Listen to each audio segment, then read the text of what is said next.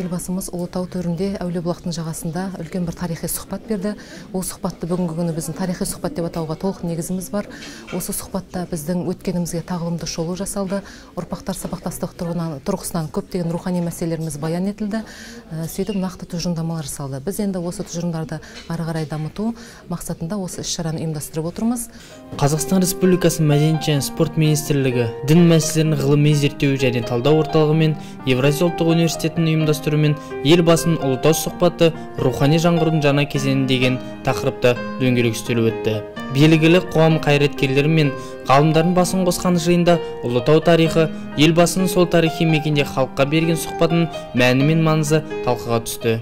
Іс-шараның жалпы мақсаты Ұлытау сұхбатында айтылған тілге, дінге, тарихқа қатысты ойларды бүгінгі күн елегінен өткізіп қайта таразылап талқылау, жалпы өскелең буынға, тұрғын халыққа соны ғылыми сана елегінен өткізіп ұсыну, сол Ұлытау сұхбатында айтылған келелі ойларды ары қарай жүзеге асыру мүмкіндіктерін қарастыру, соның ішінде біздің рухани тарихымызды жете зерттеп зерделеу, рухани мәдениетті қайта жаңғырту тетіктерін қарастыру, дін және дәстүр сұхбатының бүгінгі күн көзімен қайта жаңғыру көріністерін зерделеу, және осының барлығында жүйелі түрде ұйымдастыруға мүмкіндік беретін рухани кешенді шаралар топтастырып, соларды жүзеге асырудың мүмкіндіктерін саралау болып отыр.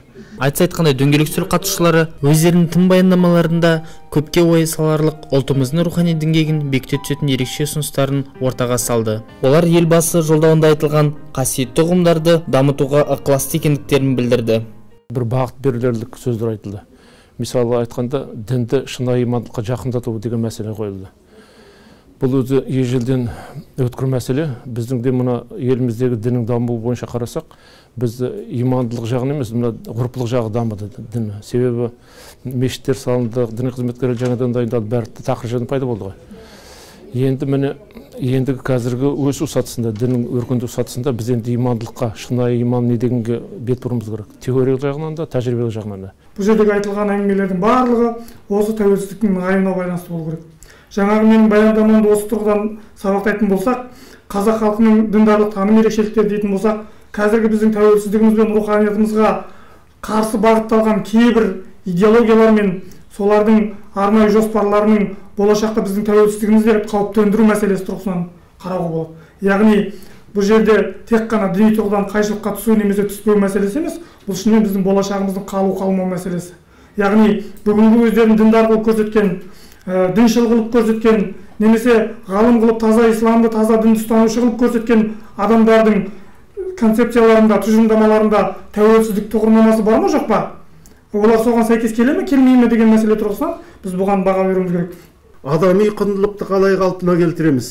Адами құндылықты біз неге ұмытып кеттік деген сияқты мәселе бүгінгі күні қазақ қоғамының, қазақстандық қоғамның жалпы зиялы қауымын қатты ойландыру керек.